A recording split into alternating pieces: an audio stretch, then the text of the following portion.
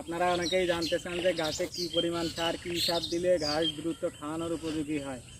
আমি আমার নেপিয়ার ঘাসে প্রতি শতাংশে 1 কেজি করে ইউরিয়া এবং প্রতি 8 কেজি ইউরিয়ার সাথে 1 কেজি করে সালফার সার দিয়ে থাকি। তো আমি কিভাবে দিচ্ছি আপনারা দেখতে থাকেন।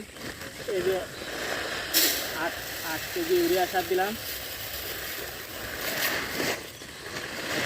দিয়ে এসো সাথে যে এইখানে 2 কেজি সালফার আছে, এইখান থেকে 1 কেজি পরিমাণ সালফার দিয়ে দিলাম। দিয়ে এই যে এখন এইভাবে মিক্স করে দিলাম।